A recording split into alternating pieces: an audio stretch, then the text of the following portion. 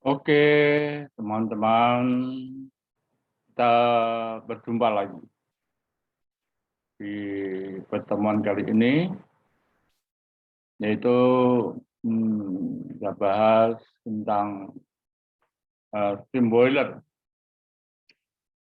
Ya, steam boiler itu umumnya dipakai di tanker-tanker kapal yang berukuran 5.000 ton ke atas, ya.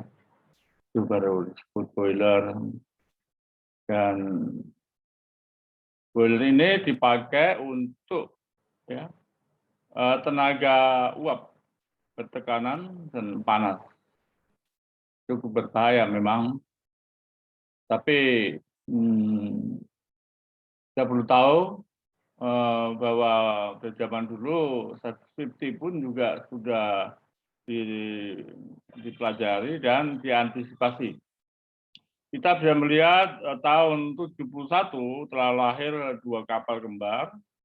Yang satu abangnya namanya FSO Argo Arjuna, ya, 162.000 deadweight atau sama dengan 1 juta barel crude oil.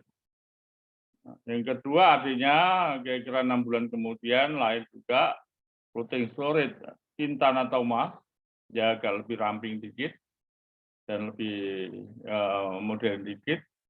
Nah, dia memiliki cargo pump. Nah, kalau yang Argo Arjuna cargo pumpnya nggak ada, ya. Jadi pompa itu langsung ke 2 center.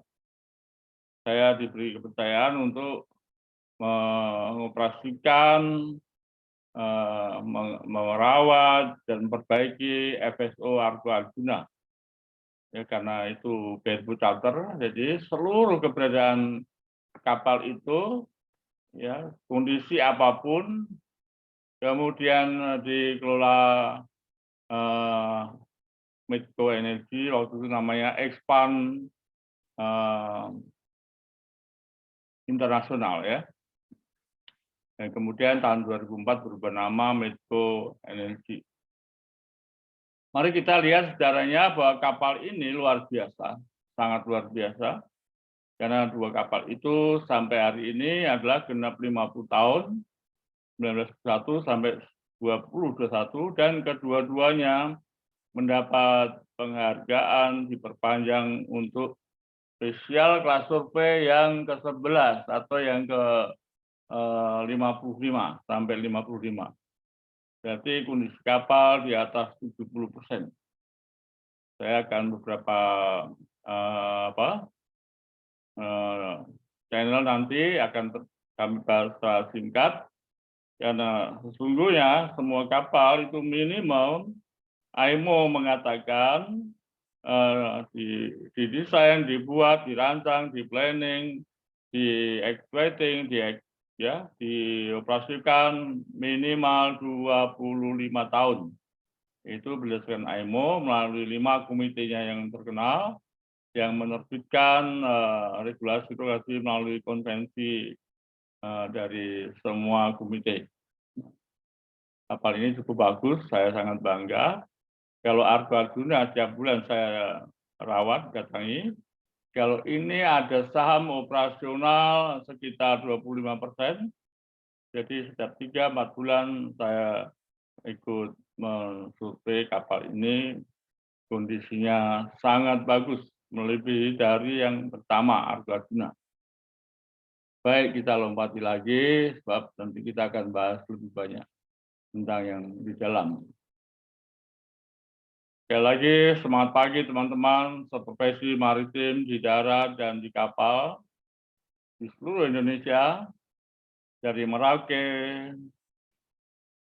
sampai Miangas, sampai dari Sabang sampai Merauke sampai Salamat, Sabang sampai Merauke, dan dari Miangas sampai Rute. Di Asia, teman-teman yang ada di Jepang, di Cina, Malaysia, Thailand, Singapura, Brunei, yang di Arab, di Kuwait, Dubai, Ras Tanura, di Emirat Arab, di Irak, di Teluk Persia dan sekitarnya, yang di Afrika, di Mesir, Nigeria, Madagaskar, ya, Afrika Selatan, Amerika, di Tacoma, di Panama, Amerika Latin, Kanada, Australia, Eropa, ada di Belanda, Italia, saya percaya di Laut Tengah, di manapun, di mancanegara ada pelaut-pelaut Indonesia ya, yang sangat kami banggakan. Sesuai tentu regulasi IMO dilaksanakan dengan baik. Selamat pagi semua teman-teman. Assalamualaikum warahmatullahi wabarakatuh. Salam sehat sejahtera. Mohon izin saya memperkenalkan diri sebagai Marine Chief Engineer, Marine Specialist, Marine Surveyor, juga pernah menjadi manajer operasi ya di offshore, dosen ilmu pelayaran, penulis buku ajar maritim.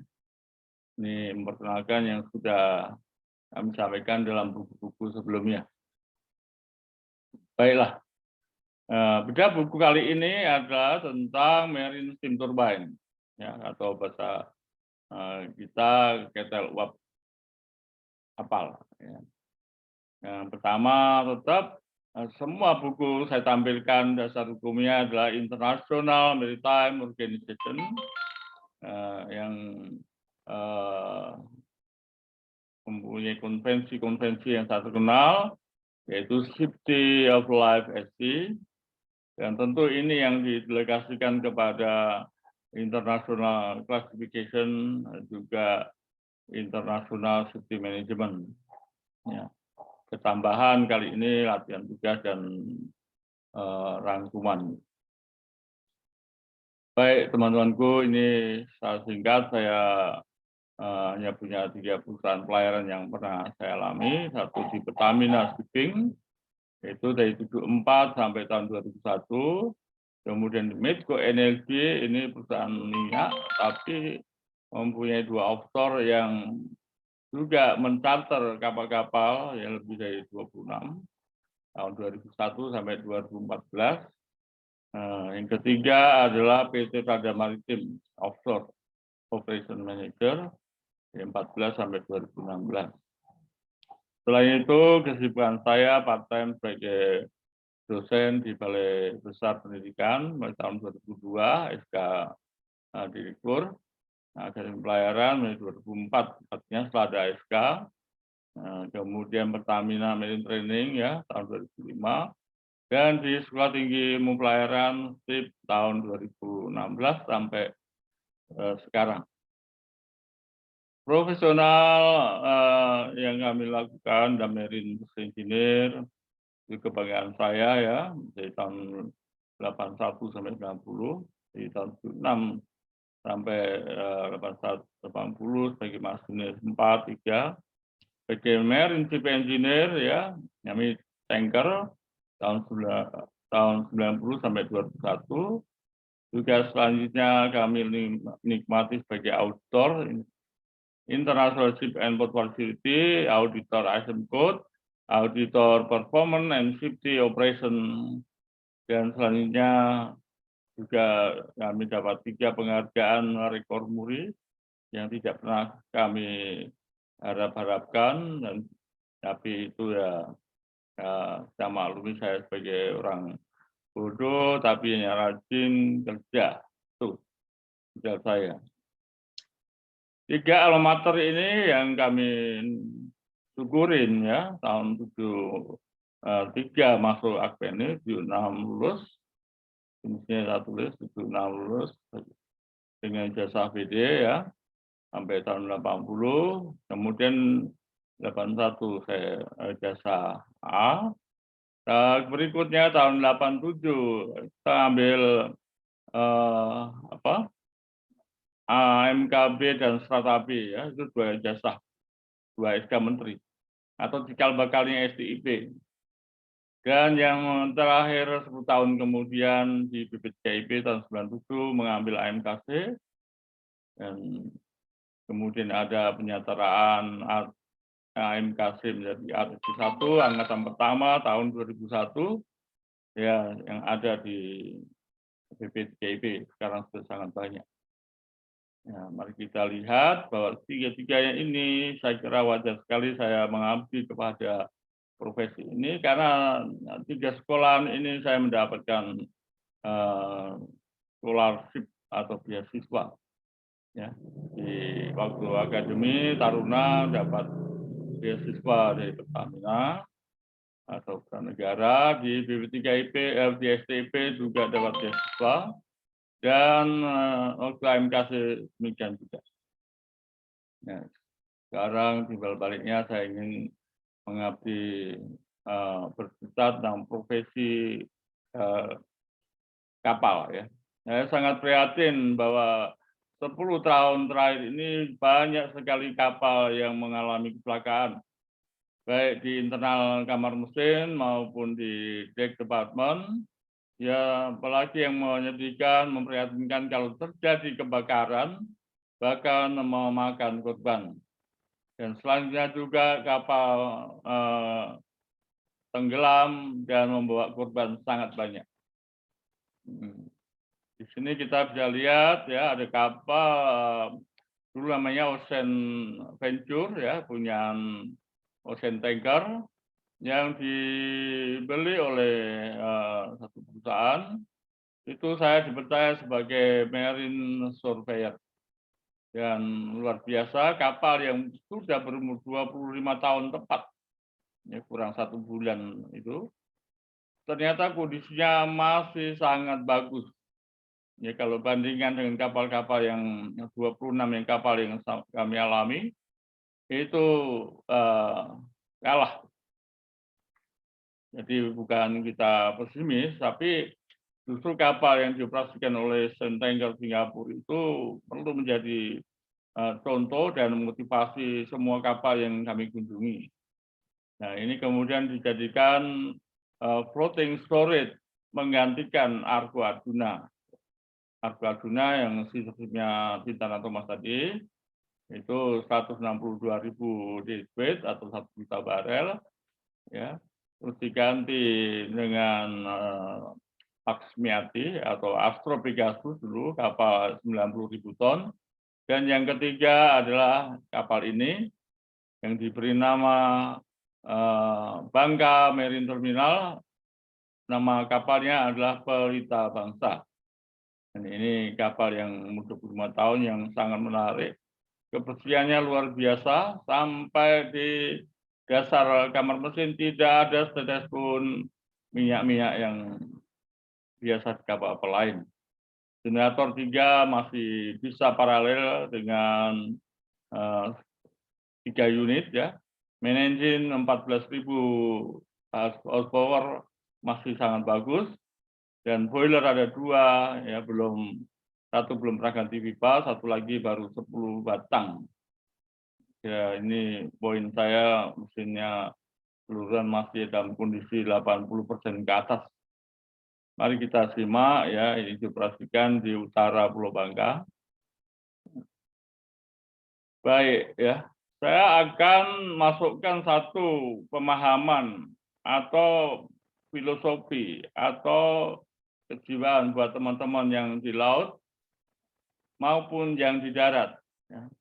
Mudah-mudahan saya tidak salah ya, karena saya juga mengatur standar dari IMO bahwa kapal-kapal terjadi kecelakaan itu harus disikapi, diteliti, diselidiki ya, dari pengamatan kami berdasarkan teori dan praktek dan kenyataan. Urutan yang bertanggung jawab itu pertama kali adalah pemilik kapal. Ya, jangan pemilik kapal karena punya usaha besar, punya modal, mengabaikan tanggung jawabnya, asetnya sendiri. Jadi jelas pemilik kapal itu kita bahas di sini ya, nanti channel berikutnya biro klasifikasi, kepala otoritas pelabuhan, pemilik muatan, dan yang kelima adalah nakoda serta top manajemen kapal. Kembali ke pemilik kapal, itu sudah jelas sebelum ada kapal lahir itu pemilik kapal sudah berorientasi dengan biro klasifikasi, yaitu yang akan merancang bangun sebuah kapal. Dan sebuah kapal, pemahaman kami yang pemahaman AIMO itu saya tulis dalam buku manajemen peralatan kapal maupun manajemen budaya keselamatan keamanan kapal itu paling tidak 25 tahun, ya.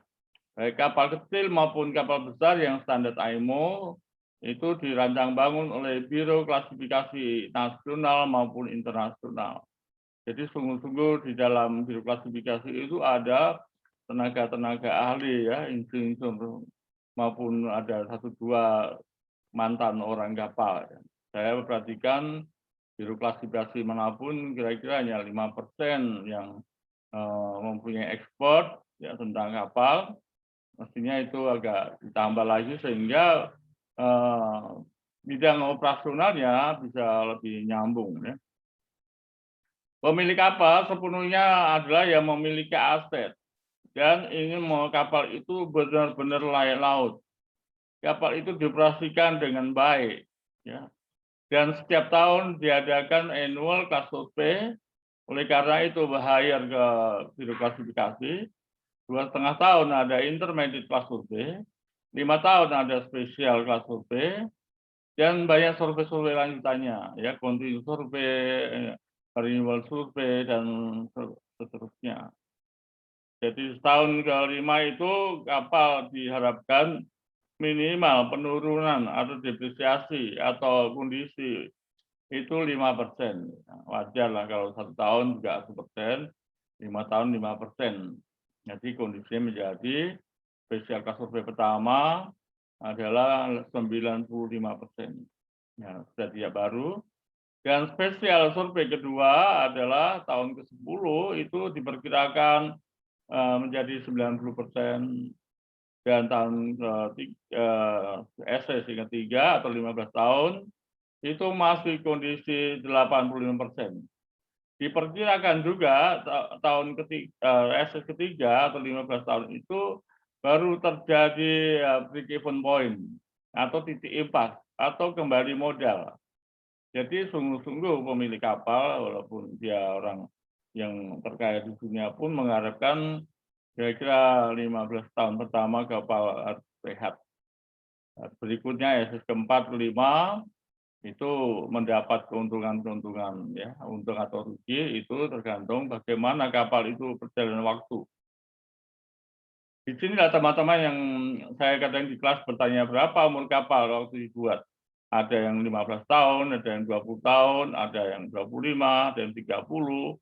Yang benar adalah minimal 25 tahun. Kapal itu dipertahankan oleh semua instansi, semua pihak yang terkait tentang kapal itu atau yang membicarakan kapal itu walaupun, ya, bukan pemilik. Nah, ini yang jelas sampai umur 25 tahun kapal itu kalaupun masih kondisinya 75%, itu terserah yang punya kapal, ya, karena itu asetnya dia, ya. Jadi jelas yang penanggung jawab pertama adalah pemilik kapal. Jadi jangan menyalahkan kiri kanan. Oleh karena itu kami harapkan pemilik kapal punya 1-2 orang yang ahli betul tentang kapal. Tidak bisa sepenuhnya serahkan oleh Biro Klasifikasi atau instansi lain. Ya, ini yang kami alami juga di perusahaan kami kedua atau perusahaan saya yang kedua, ya. Di kapal itu yang namanya expertnya tentang kapal hanya ada 2, ya. Seorang nahkoda senior, ya, sangat beken, itu yang menangani legal, menaik kontrak, dan lain-lain. Dan yang kedua ada mantan chief engineer di kapal, yaitu saya sendiri, menangani kapal-kapal yang di charter, ya, lebih dari 26 kapal. Setiap 6 bulan kami semuanya kami periksa naik dan turun kapal-kapal tersebut. Artinya setiap tahun saya lebih 50 kapal kami naik, kapal tersebut diperiksa dengan sebaik-baiknya. Ya, ini kebetulan ini saya yakin tidak mungkin ditangani oleh orang yang nggak pernah naik kapal. Ya, ini perlu disikapi oleh pemilik kapal, harus punya expert, yaitu yang peduli tentang kapal. Paling tidak 1 nahkoda senior yang sangat peduli, ya, bukan nahkodaan atau nahkoda nggak pernah jadi nahkoda, dan chief engineer yang betul pernah menjadi chief engineer dan bertanggung jawab kapalnya. Nanti sesi kedua, 3, 4, 5 kami akan bahas tentang biro klasifikasi.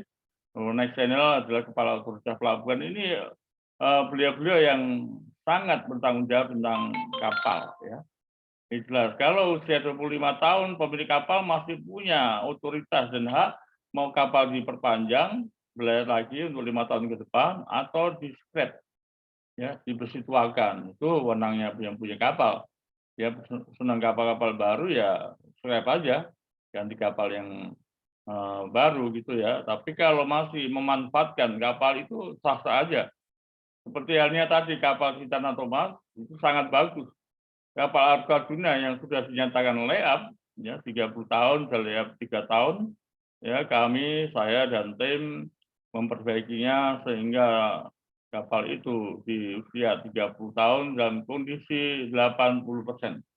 Dan masih dioperasikan sampai sekarang, sampai hari ini sudah 50 tahun, menuju 55 tahun. Ini bukannya untuk sombong, tapi semua pasti bisa, kalau profesional itu bisa ya. Nah, jadi untuk bodinya masih sangat bagus, 80%, permesinannya rata-rata 60%. Bagi kami, permesinan itu sudah makan hari-hari, jadi saya pastikan kapal itu bisa beroperasi dengan baik, dan kenyataannya sampai hari ini masih beroperasi. Baiklah teman-teman yang di kapal ya, terutama semua perwira dan selaku staf manajemen, yaitu Nakoda, KKM, Marine 1 dan Maksin 1, mulailah memahami betul organisasi Anda. Anda semuanya adalah di bawah organisasi internasional Maritime Organization. Ya. Tidak berlebihan karena ijazah Anda semua online di AIMO. Bahkan sertifikat kompetensi, sertifikat provinsi semuanya online di AIMO. Ini sangat ketat sekali, ya, apalagi sejak amandemen 2010, yaitu STCW 2010. STCW di mana bobot SDM atau perkebunan SDM itu sudah nggak bisa ditawar-tawar lagi. Ya contoh, untuk anak buah bawahan saja, itu minimal harus punya 8 sertifikat. Ada BST, Basic Safety Training, ya AFF, S4 Firefighting, ada MC, ada Medical Care, Medical First Aid, kemudian ada STRB, SAT, Security Awareness Training, kemudian ada SDSD, dan harus punya paspor dan harus punya Simenhub 8. Untuk seorang masinis itu paling enggak ada tambahan 5 atau lebih. Ya, jadi sekitar 12-13 itu sertifikat yang dimiliki oleh seorang masinis di luar ijazahnya yang bergambar Garuda ya sebagai masinis. Untuk mualim itu ditambah 5 lagi, yaitu DMDSS, Radar, ARPA, ORU, EGDIS itu adalah miliknya Markonis zaman dulu. Yang sekarang nggak ada Markonis dirangkap oleh para mualim. Begitu ketatnya organisasi AIMO ini, semua sertifikat maupun ijazah harus online. Ya. Jadi kurang satu aja, saya ambil contoh, kurang satu, namanya Basic Safety Training, seluruhnya gugur ya, perusahaan pelayanan tidak mau menerima. Ini baik teman-teman yang di non-marine juga harus paham betul. Begitu beratnya jadi seorang kapal nasional maupun internasional. Ini nanti berikutnya kami akan sambung di konvensi MLC ya, Maritime Labor Organization di sesi yang akan datang. Baik, inilah 5 komite ini, Legal Committee, Technical Corporation Committee, Maritime Safety Committee, ya, Marine Environment Protection Committee, maupun Facilitation Committee ini ditaruh di pundaknya Biro Klasifikasi. Ya, karena beliau yang instansi yang dipercaya oleh AIMO untuk merancang sebelum lahirnya kapal ya dengan keahlian instansinya, dengan SDM-nya, dan waktu dipraktikkan, diimplementasikan di shipyard atau kalangan pembuat kapal itu diperiksa setiap hari, ya. Supaya teman-teman bisa melihat begitu ketatnya biro klasifikasi membuat kapal. Setelah jadi, nah dioperasikan ya, kita singkatnya setelah jadi itu harus mematuhi 5 komite ini. Jadi regulasi 5 komite adalah tangan-tangannya AIMO atau lembaganya AIMO, kemudian tangan-tangannya adalah termasuk biro klasifikasi. Jadi biro klasifikasi jelas dia adalah penanggung jawab kedua.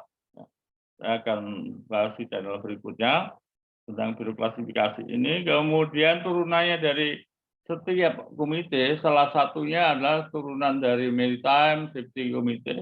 Ada 6 konvensi. Dari 6 konvensi ini saya akan bahas sedikit tentang SOLAS, ya, Lautine tidak, Korek, IMASA dan STJW. SAR yang kami sangat kental adalah tentang kapal, yaitu SOLAS, ya.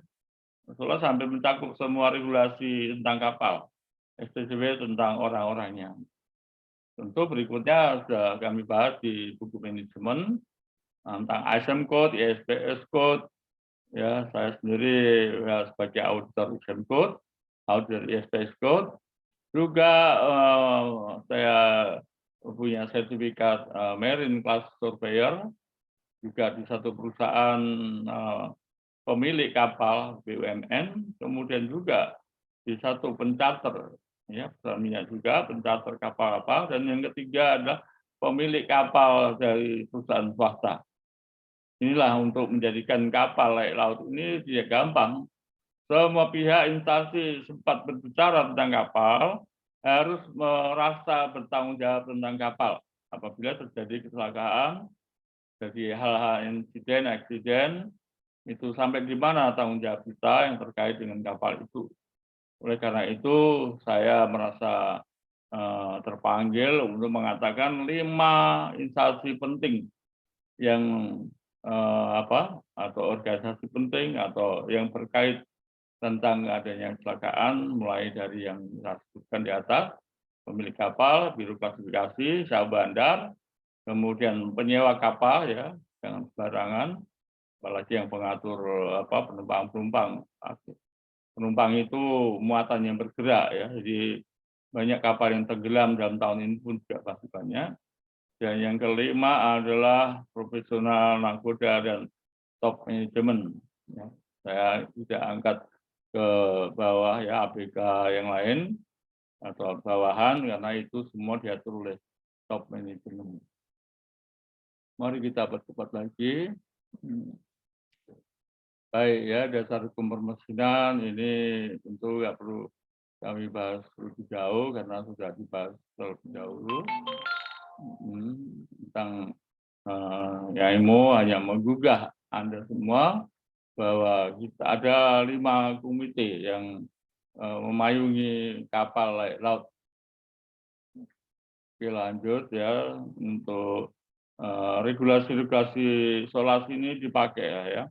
Nah, supaya teman-teman yang terkait baik syah bandar maupun pemilik kapal, klasifikasi itu sebagai instansi atau institusi yang sangat penting, masuk syah bandar itu sebagai pemegang regulasi, membantu memberikan edukasi, ya, jangan mempersulit tanda petik karena atau tidak tahu sama sekali karena tidak ada stafnya orang kapal. Memeriksa kapal bagaimana, ya. Kemudian yang biro klasifikasi juga harus ada, ya, 1, 2 dan 1, 2, ya, 2, 3 orang-orang mantan orang kapal yang serius. Ini dasar hukum ini menunjukkan bahwa permintaan di kapal itu dasar hukumnya adalah SOLAS. Jadi tolong teman-teman yang di instansi yang kami sebutkan tadi, ya, supaya mematuhi juga permintaan-permintaan di kapal dengan benar. Dengan benar itu artinya jangan sampai suku cadang yang genuine tapi rekondisi tapi disuplai dalam keadaan baru. Padahal itu barang, ya, tanda petik barang yang tidak baru, ya. Nah, ini masih banyak berkeliaran sampai sekarang. Saya melalui YouTube channel ini menghimbau agar oknum-oknum atau orang-orang yang mengirim barang-barang tidak benar ke kapal, ya stop mulai hari ini ya. Jadi jangan menimbun dosa ya, membuat kapal tidak benar, membuat kapal kecelakaan, membuat kapal terbakar, membuat kapal mogok-mogok dan lain-lain yang kurang baik untuk manuver dan lain sebagainya. Baik, ini dengan cepat kami singgung ya tugas-tugas ini untuk latihan teman-teman yang ada di kapal. Paling tidak tugas-tugas ini akan dibahas sambil tiduran pun juga bisa. 1, 2, 3 bukan dinilai di YouTube channel ini, tapi untuk menggugah perhatian Anda, teman-teman yang seprofesi ya, khususnya teman-teman yang ada di kapal, supaya ada pertanyaan. Kalau nggak ada pertanyaan, ya begitu-begitu aja. Teori hanya lewat dengan mudahnya. Saya tidak sebutkan satu persatu tugas kita, tapi Anda diajak berpikir ya. Pikir dong ya, karena cewek pun juga punya pikiran, cowok pun lebih berpikir. Kalau laki-laki itu mengarah kepada tanggung jawab yang lebih besar. Ya. Kalau ibu-ibu itu kan juga punya tanggung jawab yang tidak kalah besarnya, termasuk membesarkan Anda sekolah lebih meningkat dari 5 menjadi 4, 4 menjadi 3, 3 menjadi 2, 2 menjadi 1. Bahkan yang untuk teman-teman kita fireman atau weber, ya paling lama 5 tahun berubah menjadi oiler. Oiler paling lama 5 tahun, ya menjadi ATT 4 dan seterusnya. Demikian juga para klasi ya, berubah paling lama 5 tahun menjadi jurumudi. Ya, yang paling lama jurumudi 5 tahun menjadi ANT 5. Baru Anda bisa membuka pintu gerbang ANT atau T5 sampai ATT 1. Ya. Jadi tidak ada pekerjaan yang nggak bisa dikerjakan, karena semua profesi laut bisa dikerjakan. Tentunya tidak maksimal, tapi bisa. Baik, modul 1 sudah kita pelajari bersama ya, dan nanti akan masuk modul kedua. Bila Anda berkenan dengan pembahasan modul 1 tersebut, silahkan ya klik tekan tombol subscribe dan tanda like. Bila ingin berbagi pengalaman kepada teman-teman melalui WA Group ya, Anda silakan di-share. Minggu depan kita akan melanjutkan dengan bedah buku ajar modul kedua. Modul ini sampai ke 10 khusus untuk boiler. Baik untuk level ATT 5 sampai ATT 3, juga di dalamnya ada perhitungan-perhitungan dan analisa untuk ATT 2. Dan selanjutnya juga untuk ATT 1, yaitu tingkat penelitian supaya mengurangi kecelakaan kapal ya, domestik maupun internasional. Kita nggak mengendaki itu. Salam sehat, semangat selalu untuk Anda. Sukses selalu untuk Anda. Wassalamualaikum warahmatullahi wabarakatuh. Terima kasih. Sekali lagi kami ucapkan terima kasih atas perhatian Anda. Silakan subscribe ya sebelum channel ini ditutup. Terima kasih.